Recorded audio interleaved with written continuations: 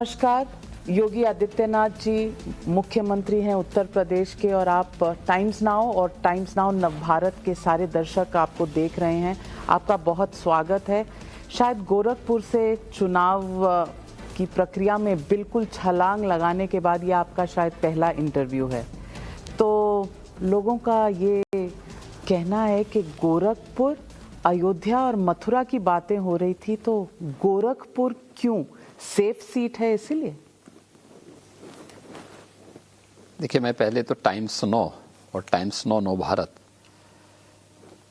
को धन्यवाद दूंगा कि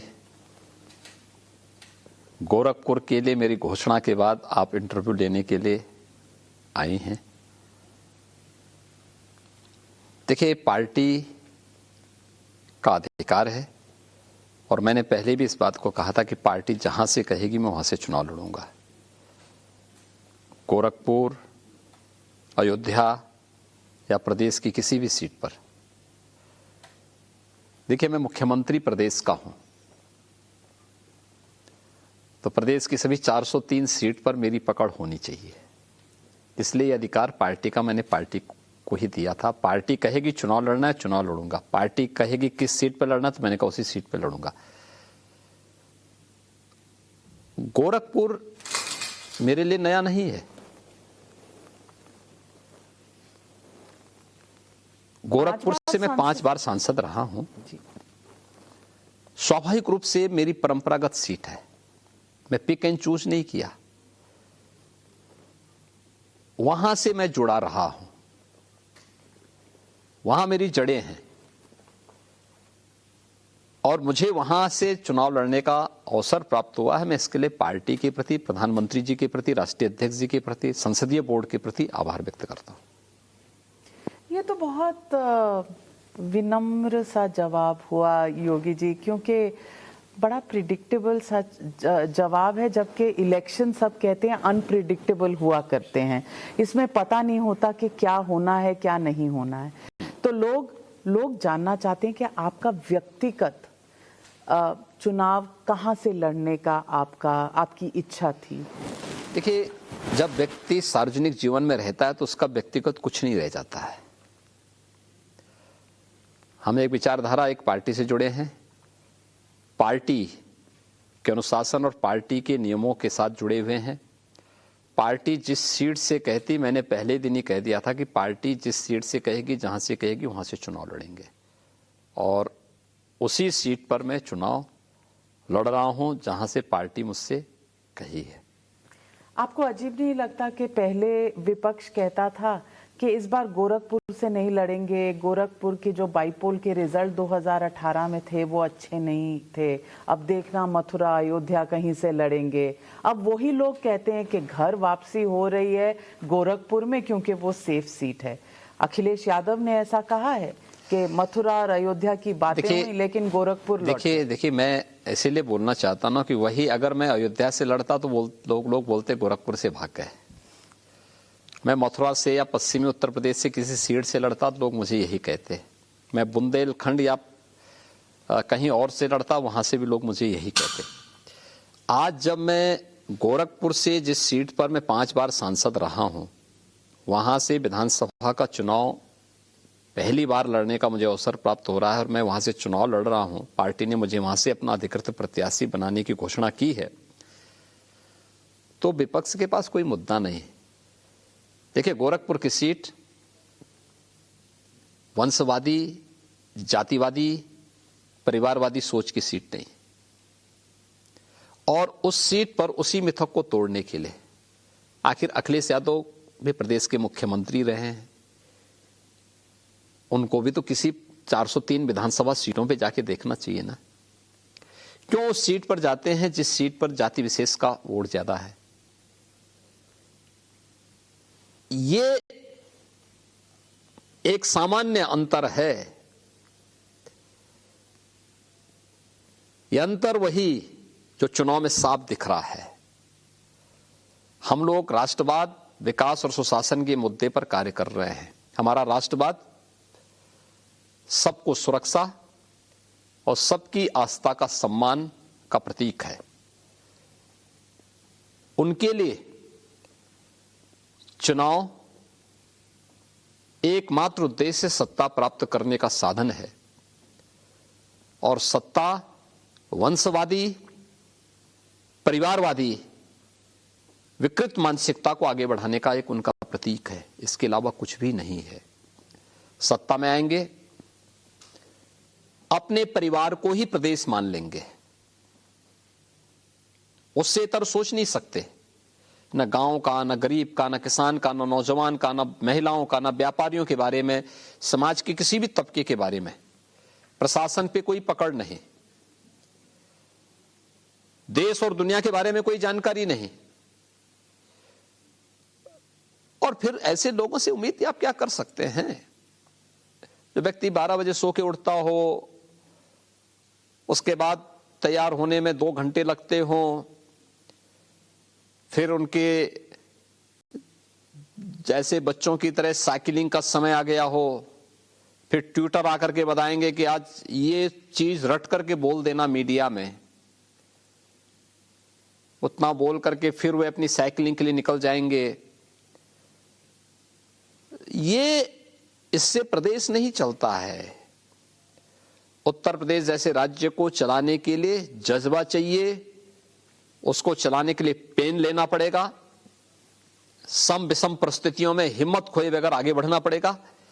और भारतीय जनता पार्टी के डबल इंजन की सरकार ने प्रदेश में यह करके दिखाया है। आपने जो कहा उससे 2 सवाल उठते हैं। आपने कहा परिवारवाद। अब परिवारवाद उन्होंने आपको वापस जवाब दिया कि परिवार के सारे लोग तो उठाकर आप अपनी पार्टी में ला रहे हैं, तो परिवारवाद उनका तो आपने खत्म कर दिया, आप सबको ले आए यहाँ। और ये आपका डिफेंसिव एक्शन लगता है क्योंकि आपके यहाँ से 3 कैबिनेट मंत्री उनके यहाँ चले गए, तो आपने एक बदले की भावना से उनके परिवार को तोड़ने की कोशिश की। हमने किसी को तोड़ा नहीं है, हमने किसी को तोड़ा भी नहीं है, न हमने किसी को रोका है। एक चीज नोट करना, देखिए, जिन लोगों के पैरों के नीचे की जमीन खिसक चुकी है वे स्वाभाविक रूप से सुरक्षित ठिकाने की ओर जाने का प्रयास कर रहे होंगे, लेकिन ऐसे लोगों के लिए कहीं सुरक्षा की जमीन नहीं मिलेगी। एक दूसरा, मुलायम सिंह जी की छोटी बहू श्रीमती अपर्णा यादव ने बीजेपी ज्वाइन किया है। उन्हें तो ये लोग प्रमोट करना ही नहीं चाहते थे क्योंकि उनके पास विजन था। उनकी सोशल एक्टिविटीज से लोग परेशान थे कि वो गौरक्षा का काम क्यों करती है, दिव्यांग जनों के लिए क्यों काम करती है, तमाम अन्य एक्टिविटीज में सोशल वेलफेयर से जुड़ी हुई स्कीम के साथ क्यों जुड़ी हुई है, क्योंकि उसका एक सोशल दायरा है, सामाजिक दायरा है। और इसके ठीक विपरीत इस समाजवादी कुनबे का जो दायरा था ये असामाजिक था। गुंडा तत्वों को प्रश्रय देना, दंगाइयों को प्रश्रय देना, पेशेवर माफिया और अपराधियों को प्रश्रय देना और उसके माध्यम से भय का एक वातावरण बनाना। तो ये तो वही था ना कि कहा कबीर कैसे, यानी कह रही में कैसे निभे बेर केर का संग। उन्होंने तो बीजेपी ज्वाइन करते समय एक बात को कहा कि मैं बीजेपी में वंशवादी परिवारवादी सोच के साथ नहीं, राष्ट्र आराधना की सोच के साथ आया हूं। प्रधानमंत्री मोदी जी के कार्यक्रमों को, कार्यशैली से प्रभावित होकर के बीजेपी ज्वाइन करना चाहती हूं। क्या समाजवादी पार्टी के कुनबे में कोई इतना बोलने का साहस कर सकता है? अगर ये साहस उनमें होता, एक ही परिवार में अध्यक्ष भी, उसी परिवार का राष्ट्रीय महासचिव भी, उसी परिवार का जो है प्रदेश का भी पदाधिकारी, राष्ट्रीय पदाधिकारी, सभी जगह उसी परिवार के सारे लोग होंगे, यही तो समाजवाद है। ये समाजवाद नहीं जिसके बारे में एक चर्चित दार्शनिक ने इस बात को कहा था कि इस समाज का सबसे बड़ा धोखा है ये समाजवाद। इसके बहुरूपीय ब्रांड हैं। एक माफियावादी समाजवाद है, परिवारवादी समाजवाद है, वंशवादी समाजवाद है, जातिवादी समाजवाद है। नाम ये डॉक्टर लोहिया का लेते हैं, लेकिन लोहिया की विचारधाराओं की सबसे ज्यादा हत्या इन्होंने की है। लोहिया के विचारधार लोहिया ने कहा था एक पक्के समाजवादी को संपत्ति और संतति की से दूर रहना चाहिए। ये लोग उसमें आकंड डूबे हुए हैं। इनसे क्या उम्मीद करते हैं? न इनसे प्रदेश उम्मीद करता है और न देश ही कोई उम्मीद करता है। योगी जी, सवाल ये है कि आपने कहा आप गोरखपुर जाएं तो आप कह रहे हैं वहाँ कास्ट का नहीं है, जाति का कोई नहीं है, परिवारवाद नहीं है। वो अगर जाते हैं करहल मैनपुरी में तो आप कहते हैं कास्ट कॉम्बिनेशन पर जा रहे हैं। आप ये भी तो मानिए कि मुलायम सिंह जी अब उतने एक्टिव पॉलिटिक्स में नहीं है। अखिलेश यादव ने अपनी पूरी पार्टी को आगे बढ़ाया है, बल्कि कांग्रेस और बीएसपी को पछाड़कर अगर कोई टक्कर दे रही है पार्टी बीजेपी को तो वो अखिलेश यादव समाजवादी पार्टी की। तो वो तो 403 सीटों पर अखिलेश यादव के नाम पर ही लड़ रहे हैं ना ये चुनाव। देखिए, तो उनकी क्यों आपको समझना चाहिए कि लड़ाई कमजोर है? मैं कहाँ कह रहा हूँ कोई कमजोर है, कहीं कहाँ भी कह रहा हूँ कोई मजबूत है। ना मैं कमजोर कह रहा हूँ ना मजबूत कह रहा हूँ। तो चुनाव के रिजल्ट 10 मार्च को बता ही देंगे। 2019 में भी बता चुका है। जब ये महागठबंधन बनाए थे, बहन जी की गोदी में बैठ करके अपनी नैया पार करना चाहते थे, तब भी प्रदेश की जनता ने इनको 5 सीटों पर सीमित कर दिया था।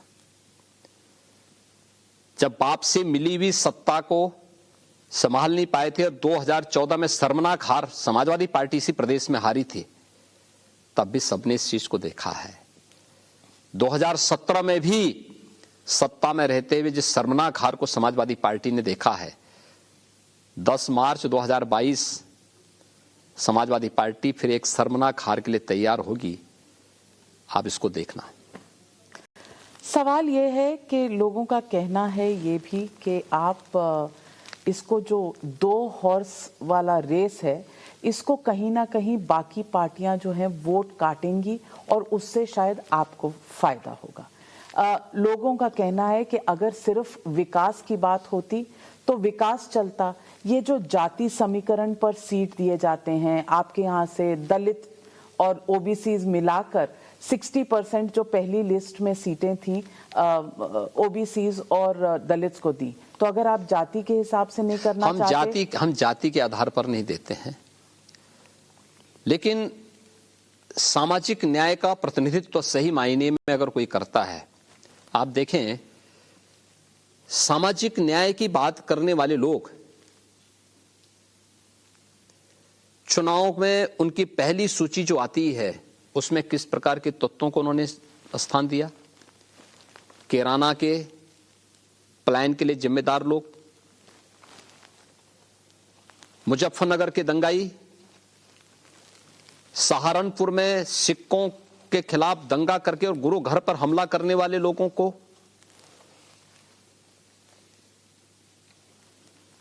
ऐसे ही अन्य जिलों में भी जो कैराना से लेकर के लोनी तक एक लंबी सूची है। बुलंदशहर में, स्याना में, लोनी में, ठाकुरद्वारा में, यानी जगह जगह जो टिकट दिए हैं इन लोगों ने, ये सूची बताती है कि इनकी मानसिकता क्या है। ये फिर से उत्तर प्रदेश में उपद्रव और दंगाइयों को प्रश्रय देकर के, टिकट देकर के आगे बढ़ा करके प्रदेश को दंगों की आग में झोंकने की कुछ सी चेष्टा कर रहे हैं। और भारतीय जनता पार्टी ने अपनी पहली सूची जो जारी की है, ये सही मायने में सामाजिक न्याय का प्रतिनिधित्व करती है। बिना किसी भेदभाव के हर तबके को प्रतिनिधित्व भी देती है, लेकिन उसमें कोई जातिवाद का बू नहीं आता। हमने जाति के आधार पर टिकट नहीं दे, लेकिन हाँ, हर समाज के हर तबके को प्रतिनिधित्व मिले। जो समाज में अपनी सेवा देने में सक्षम है, हर व्यक्ति है, लेकिन कम और ज्यादा जो हमारी स्क्रीनिंग के बाद सामने आए, हमने उनको टिकट हमने भी दे दिया। और उसकी तुलना पब्लिक अगर करेगी तो भारतीय जनता पार्टी सामाजिक न्याय को सही मायने में अपनी सूची के माध्यम से भी और अपने कार्यक्रमों के माध्यम से भी, डबल इंजन की भारतीय जनता पार्टी की सरकार ने उस सामाजिक न्याय को क्रियान्वित भी किया है और अपने टिकट में वितरण में भी उसको लागू किया है।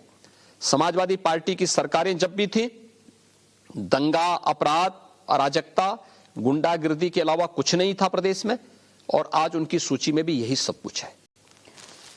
उनके जितने नुमाइंदे आप कह रहे हैं दंगाई हैं, कोई केस प्रूव नहीं हुआ है। वैसे आपके सूची में भी कुछ लोग हैं, करीब 20-25 लोग तो हैं जिनके क्रिमिनल रिकॉर्ड हैं। तो अगर उनके खिलाफ कोई कोर्ट से आदेश नहीं आया है और उनको आप चांस दे सकते हैं, तो आप उंगली समाजवादी पार्टी पर कैसे उठा सकते हैं? ये उनका सवाल है। पेशेवर दंगाई कैराना का इनका प्रत्याशी क्या है? क्यों भागा था जब उसके खिलाफ कोई मामले नहीं थे? तो क्यों भागा था? बीजेपी ने किसी भी ऐसे व्यक्ति को टिकट नहीं दिया है जो न्यायालय का भगोड़ा हो या पेशेवर अपराधी हो। सार्वजनिक जीवन में राजनीतिक मुकदमे हो सकते हैं, लेकिन अपराध को कोई पेशा बना करके एक सामान्य नागरिक के जीवन को जीना हराम कर दे, व्यापारियों का अपहरण कर ले, इसको अपना पेशा बना ले, ये चीजें तो नहीं चल सकती हैं। ये चीजें नहीं चल सकती, इसको स्वीकार नहीं किया जा सकता है। बीजेपी ऐसे लोगों को कतई प्रश्रय नहीं देती है। अन्याय के खिलाफ लड़ना अलग विषय है, लेकिन अपराध को और अराजकता को अपना पेशा बना करके समाज में भय और दहशत का माहौल बनाना, ये अस्वीकार्य होना चाहिए। इसको किसी भी स्थिति में स्वीकार नहीं करना चाहिए। समाजवादी पार्टी ने ऐसे लोगों को टिकट दिया। आप राष्ट्रवाद की बात करते हैं और आज सबसे बड़ा चार्ज आप पर जो विपक्ष ने लगाया है कि आपने अमर जवान ज्योति बुझाकर अब वॉर मेमोरियल पर इसको शिफ्ट कर दिया है, तो ये कैसा राष्ट्रवाद? देखिए, राष्ट्रवाद, हमारा राष्ट्रवाद भारत के प्रत्येक नागरिक को सुरक्षा, उसकी समृद्धि और उसके सम्मान के साथ जुड़ा हुआ है। इस देश का सौभाग्य है और हम आभार व्यक्त करते हैं, अभिनंदन करते हैं प्रधानमंत्री मोदी जी का। आजादी के बाद जिन्होंने देश के उन सभी वीरों के शौर्य और पराक्रम की गाथा को वार मेमोरियल के माध्यम से देश के सामने और दुनिया के सामने रखा है। ज्ञात और अज्ञात उस सभी सैनिकों के नाम आज उस वार मेमोरियल पे अंकित हो चुके हैं। मुझे वहां जाने का सौभाग्य प्राप्त हुआ है और मैं चाहूंगा कि हर देशवासी को, हर प्रदेशवासी को वहां जाके देखना चाहिए। अपने सैनिकों के शौर्य और पराक्रम पर गौरव की अनुभूति कराने वाला वार मेमोरियल आजादी के बाद क्यों नहीं बन पाया? आपने एक परिवार के मेमोरियल तो बनाए, एक परिवार के नाम पे संस्थाओं के नाम तो रखे, लेकिन देश की सुरक्षा के लिए अपने आप को बलिदान करने वाले उन शहीद सैनिकों के प्रति कभी सम्मान का भाव व्यक्त नहीं किया।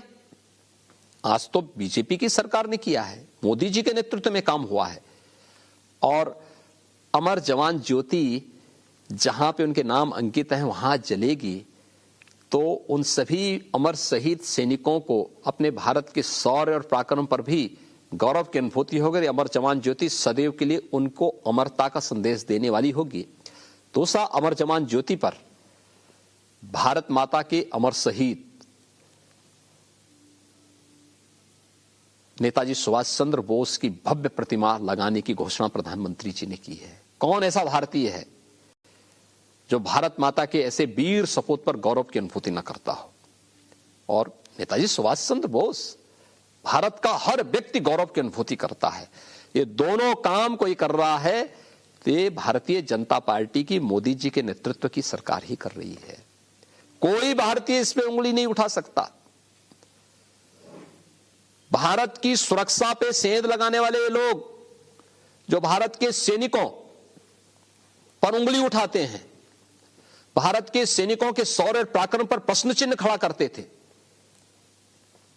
वही लोग टीका टिप्पणी कर सकते हैं। लेकिन सामान्य भारतीय, हर सामान्य भारतीय, हर भारतीय वार मेमोरियल पर प्रधानमंत्री मोदी जी का अभिनंदन करता है और नेताजी सुभाष चंद्र बोस की भव्य प्रतिमा अमर जवान ज्योति पर लगाने की घोषणा का भी अभिनंदन करता है।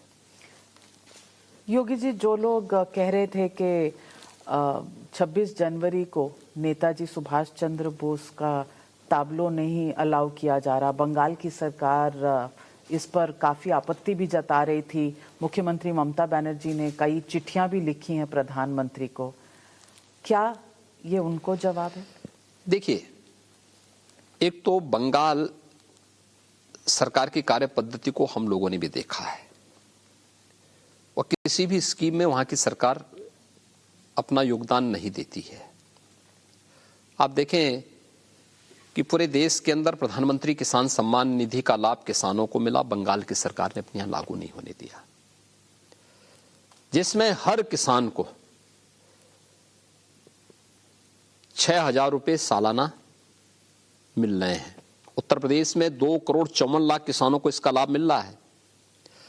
अब तक हम उत्तर प्रदेश में 41,000 करोड़ रुपए उन किसानों के बैंक खाते में भेज चुके हैं। पूरा पैसा भारत सरकार दे रही है।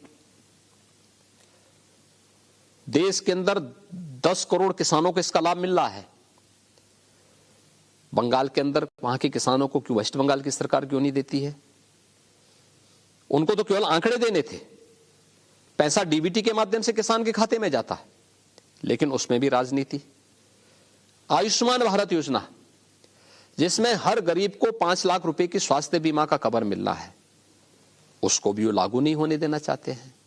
यानी एक गरीब को फ्री उपचार मिले, ये उन्हें स्वीकार्य नहीं। एक गरीब को फ्री में मकान मिले, ये उनको स्वीकार्य नहीं। एक गरीब को फ्री में शौचालय मिले, ये उनको स्वीकार्य नहीं।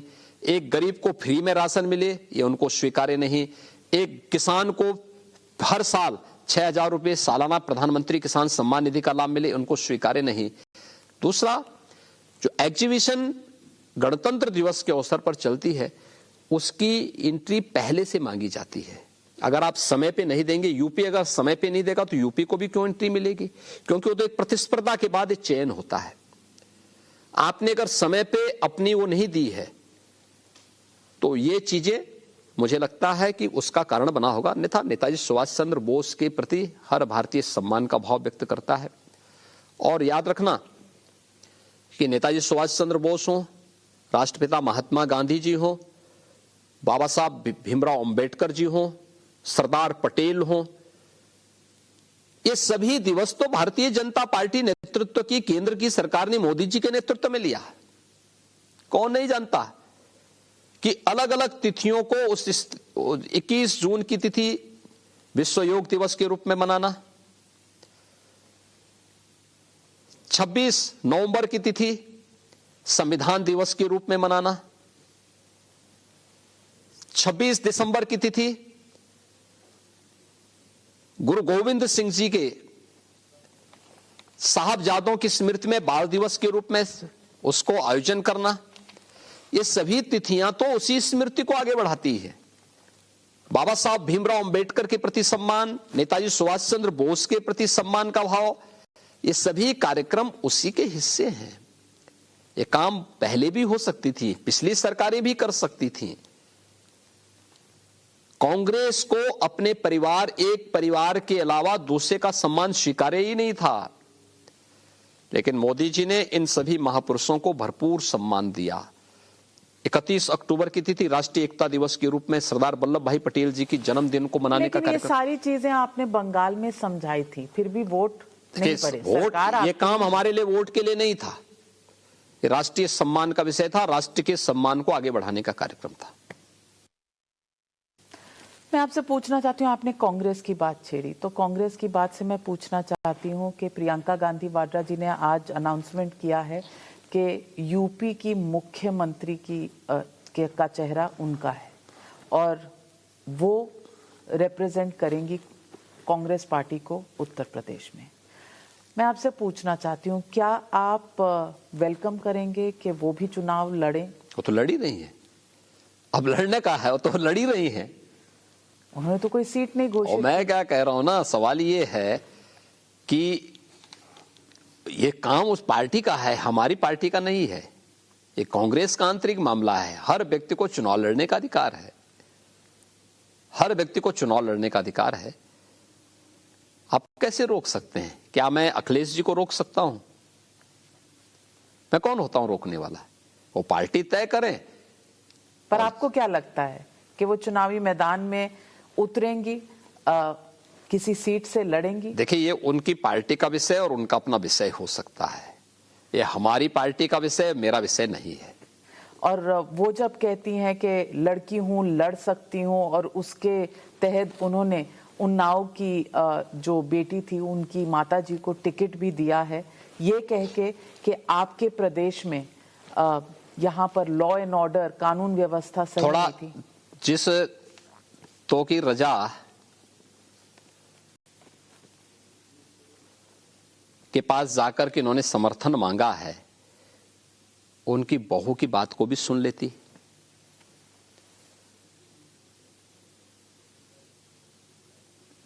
कांग्रेस शासित राज्यों में जिन बेटियों पर अत्याचार हुआ है, हो रहा है, उनकी पीड़ा को भी वो सुन लेती। उत्तर प्रदेश में हर बेटी सुरक्षित है और वह जिम्मेदारी हमारी है, न केवल सुरक्षा का बल्कि उनके सम्मान और उनके स्वावलंबन का पूरा दायित्व भी हमारा है। सरकार उस दायित्व को पूरी जिम्मेदारी के साथ निर्वहन करने का कार्य कर रही है। पर फिर भी हर चुनाव के वक्त या हर वक्त जब विपक्ष उठाता है हाथरस और उन्नाव का सवाल और उस वाकये में जो हुआ, कहीं ना कहीं सवाल तो खड़े होते हैं प्रशासन। देखिए, हमें जो कार्रवाई करनी थी हमने कार्रवाई की। हमने कभी किसी अपराधी को बचाने का प्रयास नहीं किया। अगर घटना घटित हुई तो उसमें त्वरित एक्शन भी हुआ। दूसरा, न्यायालय ने एसआईटी का गठन किया, वो जांच कर रही है। मामला सीबीआई के पास है, सीबीआई उसका इन्वेस्टिगेशन कर रही है। हम किसी निष्कर्ष पर तो पहुंचे। पहले मुद्दा उठाने से कौन रोक रहा है? आप लाग उठाइए, उसके परिणाम भी आपके सामने आएंगे। सच को जाने बगैर अगर आप मुद्दों को उठा रहे हैं तो ये आपका विषय है, आपका अधिकार है।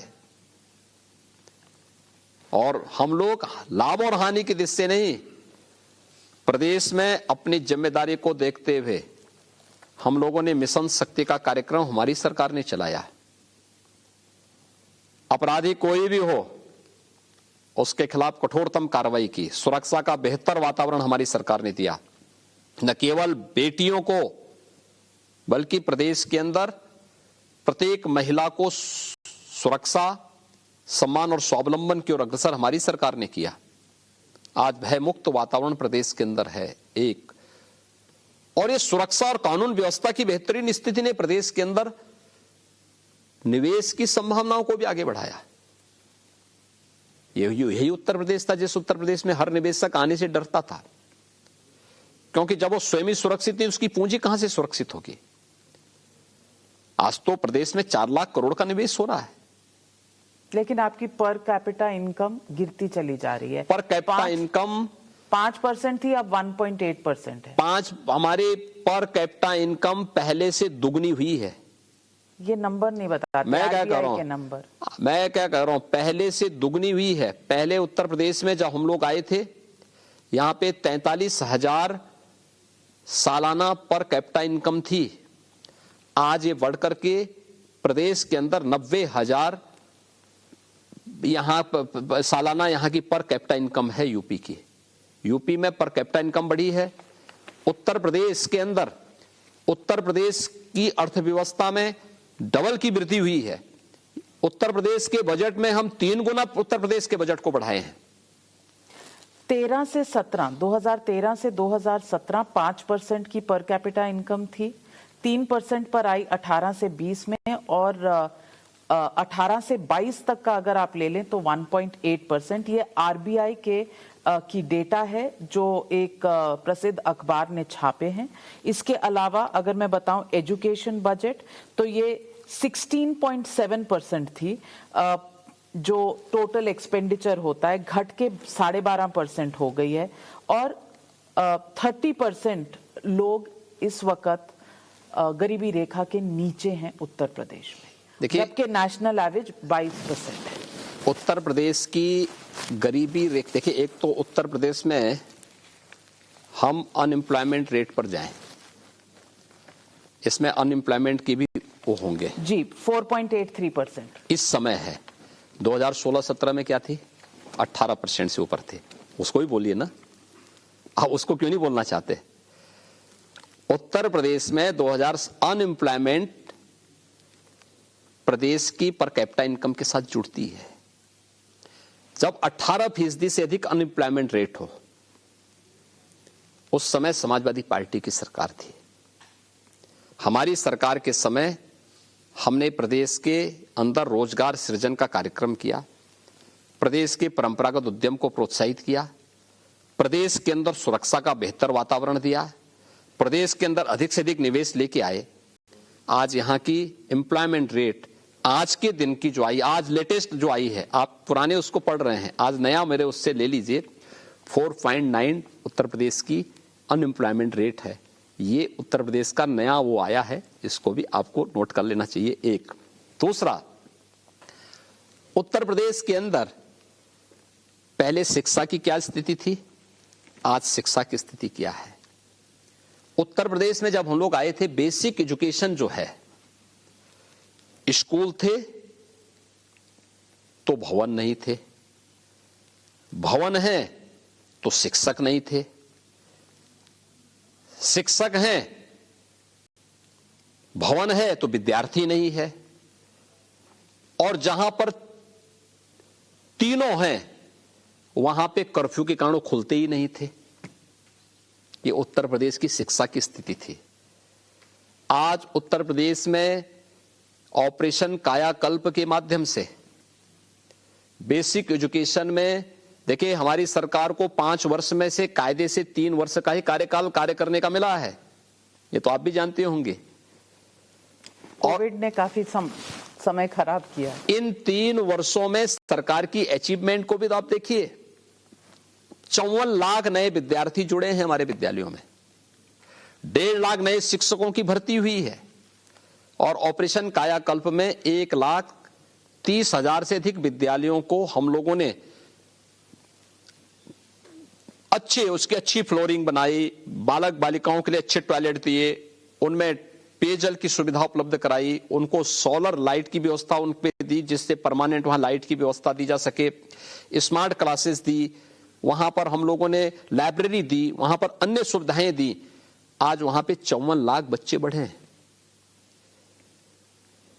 प्रदेश के अंदर हम लोग जिन क्षेत्रों में विश्वविद्यालय नहीं थे, वहां पे हमने गवर्नमेंट के पहले स्टेट यूनिवर्सिटी उपलब्ध करवाई।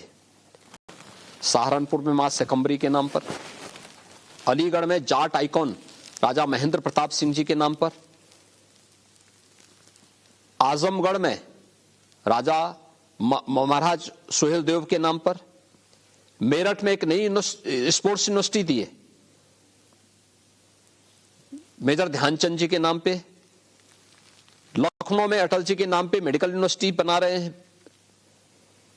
प्रयागराज में नेशनल लॉ यूनिवर्सिटी बना रहे हैं डॉक्टर राजेंद्र प्रसाद जी के नाम पर, गोरखपुर में आयुष विश्वविद्यालय बना रहे हैं। ये सभी नए विश्वविद्यालय हैं। हम लोगों ने ऐसे ही जिन विकास खंडों में इंटर कॉलेजेस नहीं थे, वहां पे इंटर कॉलेजेस का निर्माण शुरू किया। जहां पे डिग्री कॉलेजेस नहीं थे, उनमें कॉलेजेस का, वहां डिग्री कॉलेजेस भी उपलब्ध करा रहे हैं। हमारे बजट का दायरा भी तो बढ़ा। जब 2 लाख करोड़ था, तब बजट प्रदेश का था 16%। आज प्रदेश का बजट है 6 लाख करोड़, 6 लाख, 3 गुना प्रदेश का बजट बढ़ा है। और प्रदेश में हेल्थ इंफ्रास्ट्रक्चर और एजुकेशन इंफ्रास्ट्रक्चर पर हम लोगों ने जो ध्यान दिया है, आज उसमें उसी प्रकार का परिवर्तन भी देखने को मिला है। तो योगी जी, ऐसा क्यों है कि जो ग्राफ बीजेपी का हम ट्रैकर चला रहे हैं, टाइम्स नाउ नवभारत वीटो का एक ट्रैकर चल रहा है जो हर हफ्ते ईसीजी की तरह नापता है कि किसकी कौन आगे बढ़ रहा है, कौन पीछे से आगे निकल रहा है। तो उसमें 3 हफ्तों में कम से कम बीजेपी के जो आंकड़े 250 सीटों की प्रोजेक्शन में आ रहे थे, वो थोड़े गिरे ही हैं, बढ़े नहीं हैं, जबकि अखिलेश यादव गेन करते हुए नजर आ रहे हैं। 140 से 150 बीजेपी आगे जरूर है, लेकिन ग्राफ कुछ कम हो रहा है। आप इस बात को मानती है ना कि बीजेपी की सरकार बन रही है? अभी तक के प्रोजेक्शन बता रहे हैं, बाकी मैं क्या कर रहा हूं, आप मानती है ना? राज्य की जनता बताएगी। हमने 5 साल सरकार चलाई है, और 5 साल सरकार चलाने के बाद इस बात को मानती है ना, सरकार के खिलाफ कोई एंटी इनकम्बेंसी नहीं। एक दूसरा, आप इस बात को मानती हैं कि बीजेपी सरकार बना रही है, फुल मेजोरिटी की सरकार बना रही है? 2।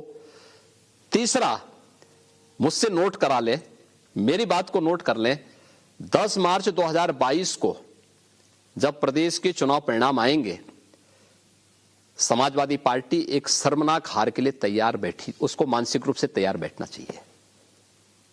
मैं इस बात को गारंटी के साथ आपके सामने कह सकता हूं। कह देंगे आपने पहले से ही ईवीएम प्रोग्राम कर लिया। मैं क्या कर रहा हूं, हम ये तो पंचायत चुनाव में भी वो लोग कहे थे, लेकिन हम आज फिर इस बात को कह रहे हैं कि ये शर्मनाक हार उनकी होगी। शर्मनाक हार मतलब? देखिए, वो बुरी तरह हारेंगे, वो 100 से नीचे आएंगे और 100 बीजेपी 300 प्लस पार करेगी, फिर से एकदम पार करेगी, आप देखना। और पहली सूची जारी होने से, मैंने आपको जो बता दिया कि पहली सूची जारी होने के साथ ही जो चीजें सामने आई हैं, उसके साथ ही इलेक्शन पूरी तरह अपने उसको पकड़ चुकी है कि इलेक्शन को किस मोड़ पर आगे बढ़ना है, कैसे आगे बढ़ना है, और वो चीजें आज उस रूप में आगे बढ़ती हुई जा रही हैं।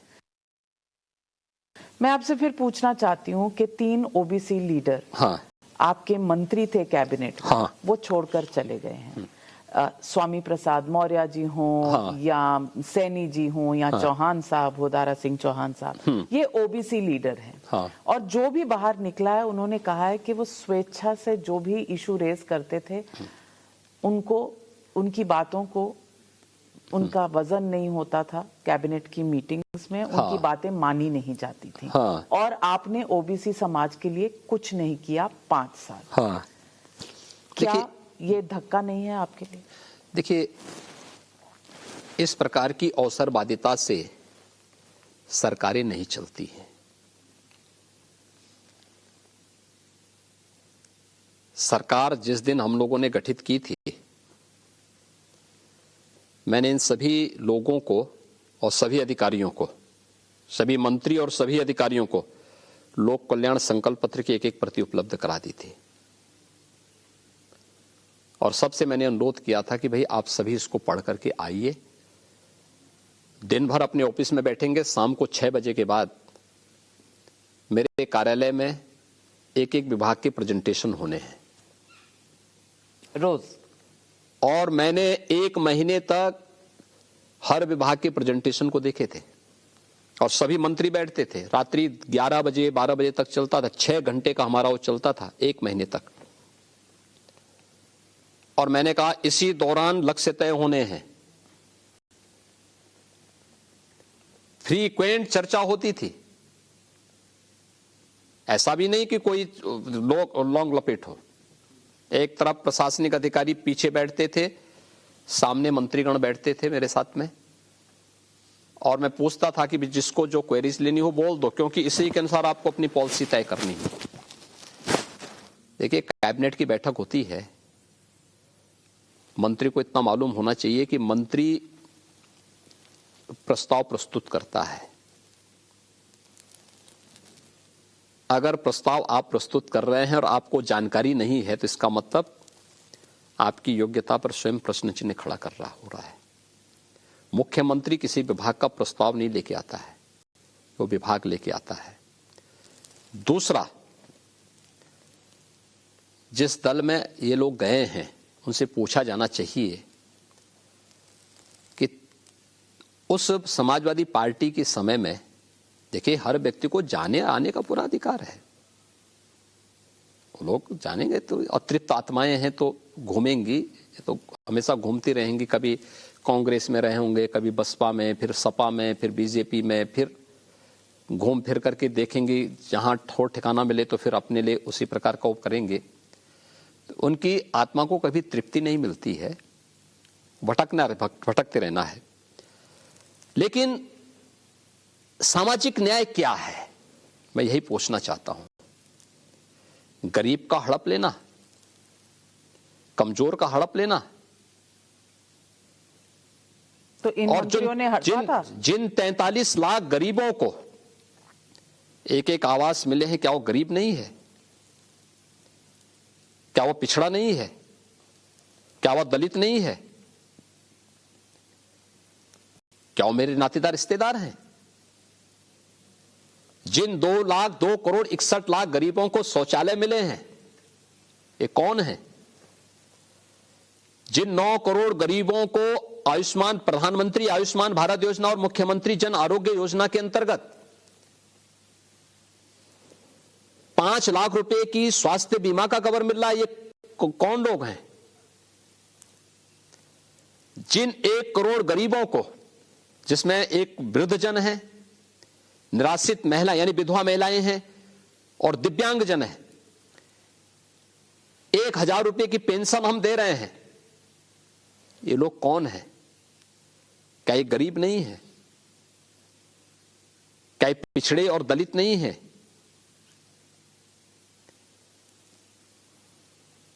जिन गरीब कन्याओं की शादी हम लोग मुख्यमंत्री सामूहिक विवाह योजना के माध्यम से कर रहे हैं, कौन है? उसमें तो ये सभी लोग शामिल हो रहे थे। जिन 15 करोड़ गरीबों को डबल इंजन की सरकार डबल डोज राशन दे रही है, ये लोग कौन है? यानी इनको ये पसंद नहीं था कि गरीबों को फ्री में राशन मिले, इनको ये पसंद नहीं था कि गरीब को मकान मिले, इनको ये पसंद नहीं था कि गरीब को फ्री में स्वास्थ्य का 5 लाख का सालाना स्वास्थ्य बीमा का कवर मिले, इनको ये स्वीकार्य नहीं था कि गरीब के घर में बिजली चमके, बिजली लगे, इनको ये स्वीकार्य नहीं था कि गरीब के घर में भी रसोई गैस के चूल्हे जले, इनको ये स्वीकार्य नहीं था कि हर गरीब को सुरक्षा की सुरक्षा मिले।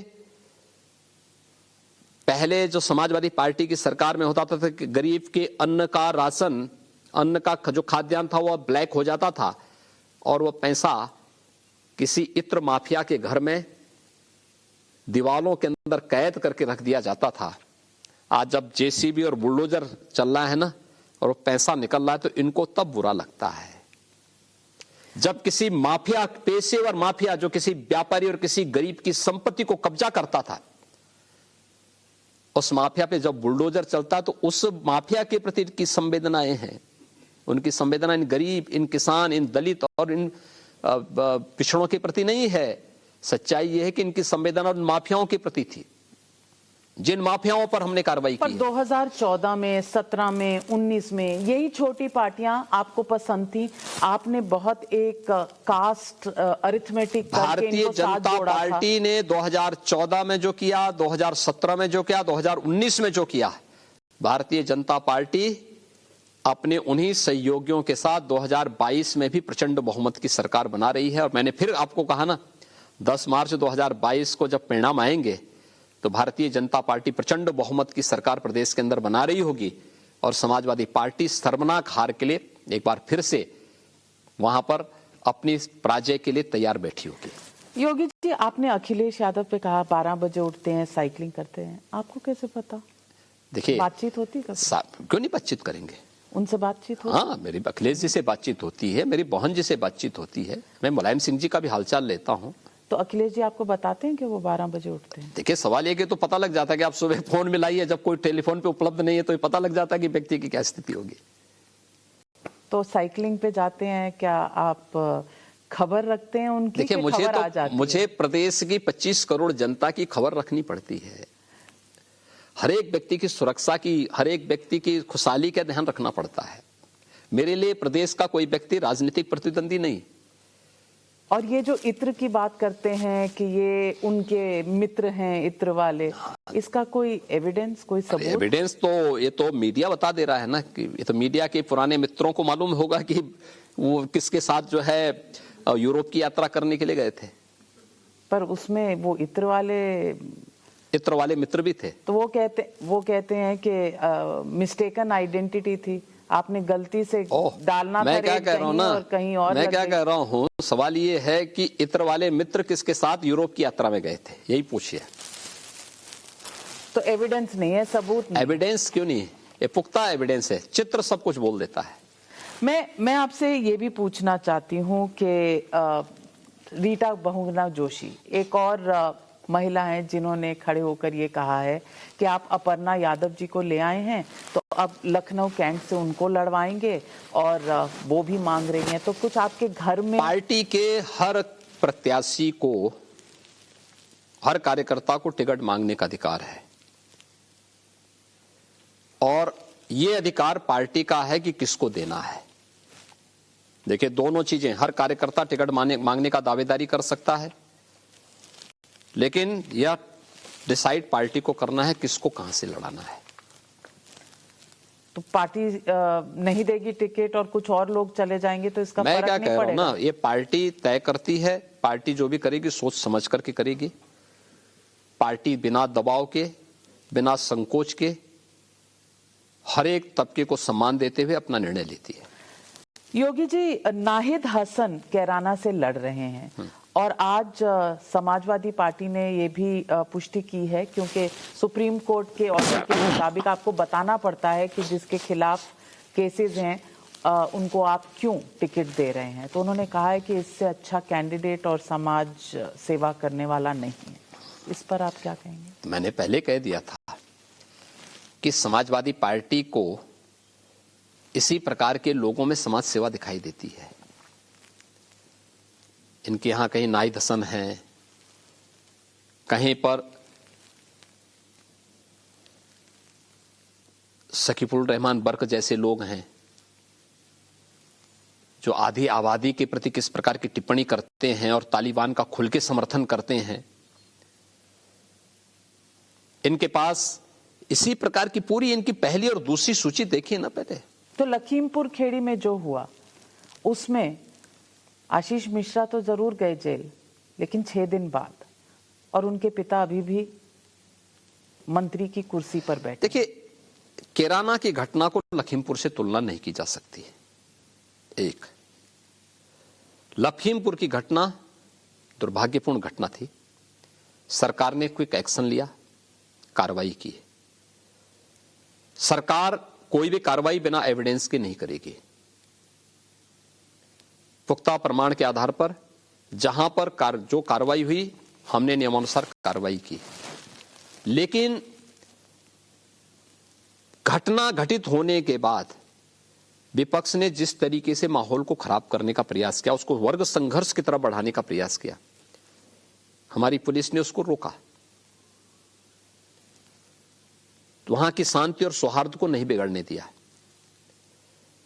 और उसके बाद सभी कार्रवाई संपन्न होने के बाद फिर नियमानुसार कार्रवाई भी की। आज माननीय उच्चतम न्यायालय की देखरेख में एक जुडिशियल कमीशन और एसआईटी इस पूरे मामले को देख रही है, और वही इस मामले में आगे क्या कार्रवाई होनी है, कब कार्रवाई होनी है, ये सब वही देखेगा। इसमें राज्य सरकार इसमें कहीं भी नहीं है।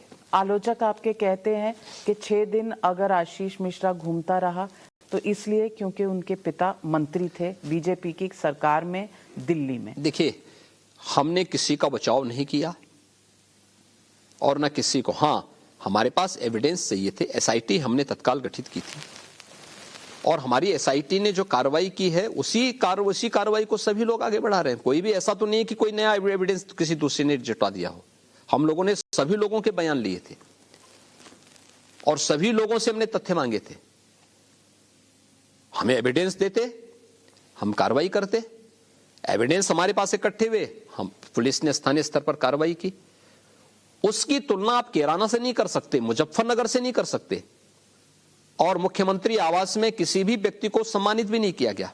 जैसे मुजफ्फरनगर के दंगाइयों को, सहारनपुर के दंगाइयों को, बुलंदशहर के उपद्रवियों को, मेरठ और बरेली के उपद्रवियों को जैसे पिछली सरकारों में सम्मानित किया जाता था, हमारी सरकार के समय कभी भी अगर अपराध और अपराधी के प्रति जीरो टॉलरेंस की नीति के तहत कार्रवाई करनी है, हमने कार्रवाई की।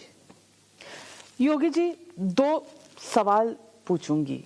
एक पश्चिमी उत्तर प्रदेश का कि वहां किसान आंदोलन 1 साल लगभग चला और आज भी वहां पर जो समीकरण बन रहे हैं, वहां आरएलडी, जयंत चौधरी, अखिलेश यादव, समाजवादी पार्टी और उनके साथ टिकैत भाई जो हैं वो साथ हुए हैं। इससे क्या बीजेपी को देखिए मुश्किल होगी? देखिए, बीजेपी के लिए कोई मुश्किल नहीं है। हमारे लिए 2014 में मुश्किल नहीं था, 2017 में भी मुश्किल नहीं था, 2019 में भी उस मुश्किल नहीं था, 2022 में भी कोई मुश्किल नहीं है। किसान आपसे परेशान है, लोग कहते हैं। हमारे यहां से कोई किसान परेशान नहीं है। किसान नेता भी नहीं परेशान है। तो फिर बालियान साहब क्यों मिलने चले जाते हैं? नरेश टिकैत क्यों नहीं जाएंगे? एकदम जाके मिलना चाहिए, बातचीत करनी चाहिए, हर एक से समर्थन मांगना चाहिए। क्यों नहीं मांगेंगे? वो हमारे वोटर हैं, प्रदेश के मतदाता हैं, तो प्रदेश के मतदाता से अपील करने में कोई बुराई नहीं।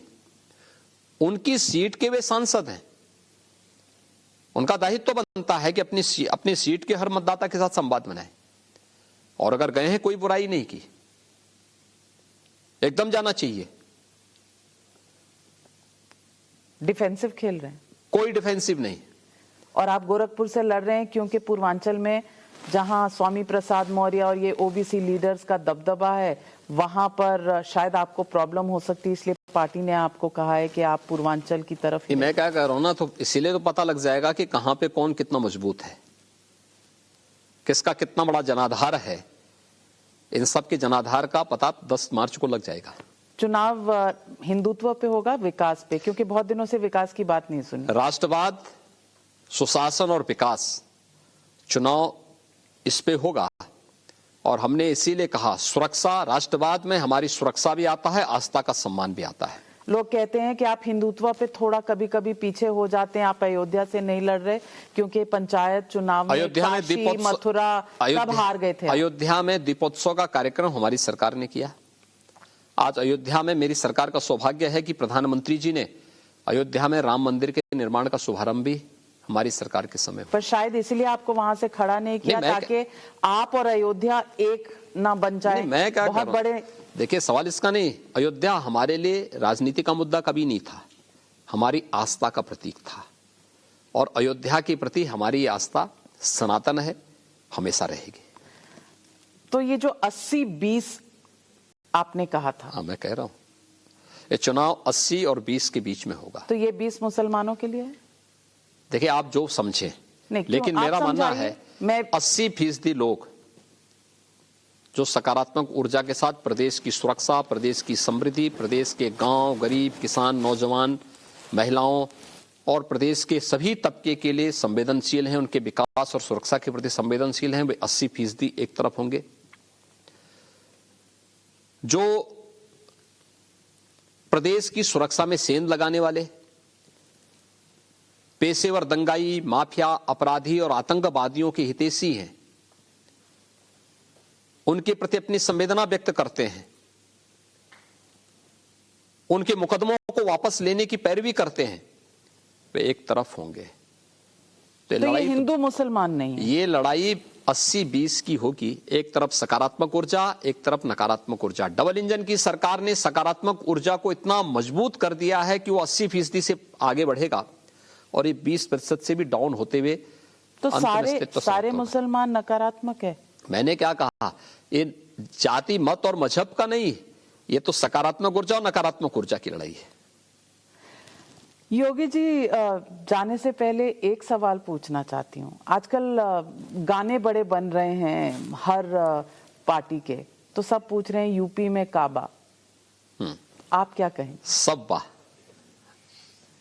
बीजेपी बा, योगी बा? हाँ क्यों नहीं। कितनी सीटें? हमने 325 प्लस कहा था, आज फिर नोट कर ले, बीजेपी 300 प्लस पार करेगी। 300 प्लस, और 10 मार्च को चाहे 300 प्लस हो, चाहे नीचे हो, चाहे 202 से नीचे हो, आप इंटरव्यू जरूर देंगे? हम तो इंटरव्यू के लिए हमेशा तैयार हैं। आपने हमसे बात की, बहुत बहुत धन्यवाद। गोरखपुर से अनाउंसमेंट के बाद पहला आपका ये इंटरव्यू रहा। उम्मीद है कि अभी तो चुनाव शुरू होने हैं, आपसे फिर मुलाकात होगी, कई जगहों पर हमारी बस भी चलेगी और हम मिलने की कोशिश करेंगे। बस वर्चुअल रैली से काम चल जाएगा पॉलिटिकल पार्टीज का? देखिए, समय के अनुरूप हमें बदलना पड़ेगा। अगर महामारी से लड़ना है तो भारत निर्वाचन आयोग ने जो गाइडलाइन तय की उसका पालन भी करना पड़ेगा। तो गाइडलाइन ऐसी हो सकती है जिसने 2 टीके लगाए हैं वो करवा ले? देखिए, सवाल ये है कि अगर भारत निर्वाचन आयोग ने कोई गाइडलाइन सोच समझ के तैयार की है तो उसका हम पालन करेंगे। और भी तरीके हैं, और हर परिस्थिति एक नए आविष्कार को जन्म दे देगी अपने आप ही। तो न्यू एज इलेक्शन के लिए आप भी तैयार हैं और हम भी तैयार हैं। हमारे साथ जुड़ने के लिए बहुत बहुत धन्यवाद। धन्यवाद जी, नमस्ते।